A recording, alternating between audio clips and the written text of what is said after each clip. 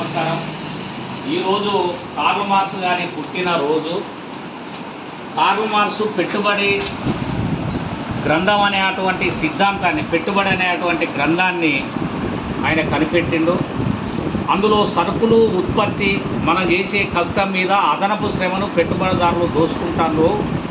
ఆ దోసుకోవడానికి వీల్లేదు, అట్లా పెట్టుబడిదారులు బాగుపడుతారు, మిగతా ప్రజలందరూ నష్టపోతారు అని కనిపెట్టినటువంటి సిద్ధాంతమే కార్ల్ మార్క్స్ కనిపెట్టిన సిద్ధాంతం.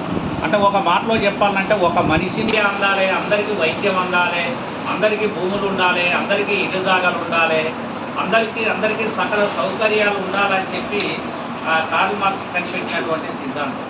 ఆయన కనిపెట్టినటువంటి సిద్ధాంతం ప్రకారంగా అనేక దేశాలలో విప్లవం వచ్చింది. చైనాలో విప్లవం వచ్చింది, రష్యాలో విప్లవం వచ్చింది, క్యూబాలో విప్లవం వచ్చింది, వియత్నంలో విప్లవం వచ్చింది, వెనిజులాలో విప్లవం వచ్చింది, పేరులో విప్లవం వచ్చింది.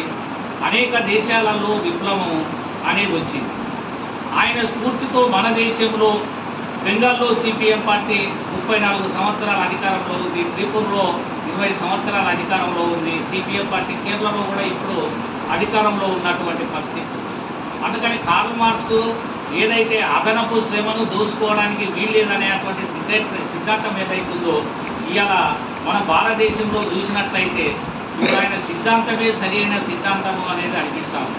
ఇవాళ బైబిల్ తర్వాత అత్యధికంగా అమ్ముడుపోయినటువంటి పుస్తకం ఏదైనా ఉంటే అది క్యాపిటల్ తప్ప ఇంకొకటి కాదు అనేది అనేక సంక్షోభాల సందర్భంగా బయటపడ్డటువంటి తీరు. మానవాళి మనగడకు మార్క్సిజమే పరిష్కారం అనే తీరు కనపడతాం. కానీ భారతదేశంలో 10 మంది టాటాలు, బిర్లాలు, మహీంద్రా అండ్ మహీంద్రా, కిర్లస్కీ, గోయంకా, మఫత్లాల్, అనిల్ అంబానీ, ముఖేష్ అంబానీ, ఆదాని ఇట్లాంటి పెట్టుబడిదారులకు డబ్బులు పెరుగుతూ ఉన్నాయి. మిగతా వాళ్ళందరూ బడుగు బలహీన వర్గాల్లాగా ఉంటా ఉన్నారు. విద్యా సౌకర్యం సరిగా లేదు, వైద్య సౌకర్యం సరిగా లేదు, నిరుద్యోగ సమస్య పరిష్కారం కావటం లేదు, రైతుల సమస్య పరిష్కారం కావటం లేదు, కూలీల సమస్యలు పరిష్కారం కావటం లేదు. వీటన్నిటికీ కారణం ఏంటంటే కేంద్రంలో ఉండే అటువంటి ప్రభుత్వం. కేంద్రంలో ఉన్న ప్రభుత్వం ఇప్పటిదాకా మనల్ని పట్టించుకున్నటువంటి పరిస్థితి లేదు. 10 సంవత్సరాలు మోడీ పాలించిందో, 10 సంవత్సరాల కాలంలో అనేక వాగ్దానాలు ఇచ్చి ఏ ఒక్కటి కూడా మనకు పరిష్కారం చేయకుండా 10 లక్షలు గుంట స్థలం ఇస్తామని మాట మరిచినటువంటిది ఉంది. కాబట్టి రేపు ఈడ పెట్టుబడిదారులకు మోడీ గారు రాయితీలు ఇస్తాడు. పెట్టుబడిదారుల కోసమే కార్మిక వర్గ చట్టాలు 49 చట్టాలని మార్చి కార్మికులకు వ్యతిరేకంగా పెట్టుబడిదారులకు అనుకూలంగా చేసింది. ఇలా జిఎస్టీ అనేది 80% మంది ప్రజల మీద జిఎస్టీ పన్నులు అనేది వేసిండు. పెట్టుబడిదారుల మీద 4% పన్నులు కూడా వేయలేదు. అదేవిధంగా ప్రభుత్వ బ్యాంకుల ద్వారా రుణాలన్నీ పెట్టుబడిదారులే తీసుకుంటా ఉన్నారు. పేద ప్రజలకు అందే అటువంటి పరిస్థితి లేకుండా పోతారు. ప్రభుత్వ ఖజానా నుంచి రాయితీలన్నీ పెట్టుబడిదారులకే ప్రభుత్వాలు ఇస్తూ ఉన్నాయి. కానీ పేదలకు మాత్రము రాయితీలు ఇచ్చిన పరిస్థితి లేదు. పైగా పన్నుల భారం, ప్రజల మీద పన్నుల భారం, ఉప్పు, పప్పు, ఉల్లిగడ్డ, చింతపండు ధరలు పెంచడం, బస్ ఛార్జీలు, ఆర్టీ ఛార్జీలు ఇవన్నీ పెంచుతాము. పెద్దోడు వాడే అటువంటి విమానానికి మాత్రం పెంచే అటువంటి పరిస్థితి లేదు. అందుకని కార్ల్ మార్క్స్ జయంతి సందర్భంగా సిపిఎం పార్టీ నాయకులు, కార్యకర్తలు ప్రతిభన బూనాలే. కేంద్రంలో ఉన్నటువంటి బీజేపీ సర్కారు మోడీని గద్దెదించాలి, ఇండియా కూటమి అభ్యర్థుల్ని గెలిపించాలి.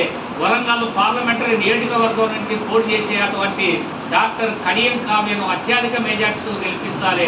పెద్దపల్లి నియోజకవర్గం నుంచి పోటీ చేసేటువంటి గడ్డం వంశీకృష్ణను అత్యధిక మెజార్టీతో గెలిపించాలని చెప్పి సందర్భంగా సిపిఎం పార్టీ శ్రేణులందరికీ పిలుపునిస్తూ, ఇప్పుడు ఎన్నికలు జరగబోతా ఉన్నాయి. మే 13వ తారీఖు నాడు ఎన్నికలు ఉన్నాయి.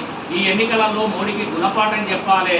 అదేవిధంగా ఇండియా కూటమిని అధికారంలోకి తీసుకురావడానికి కార్యకర్తలంతా కృషి చేయాలని సందర్భంగా తెలియజేస్తూ, అదే మన మార్క్స్కు ఇచ్చే అటువంటి నిజమైనటువంటి నివాళి, అదే ఎర్ర జెండా స్ఫూర్తి, అదే ఎర్ర జెండా పోరాట తత్వం, అదే ఎర్ర జెండాకు ఉండే అటువంటి ఐక్యత, మతతత్వ కార్పొరేట్ విధానాల్ని మోడీని ఓడించడమే ఈరోజు సిపిఎం పార్టీ ముందు ఉన్నటువంటి లక్ష్యం అని చెప్పి తెలియజేస్తారు.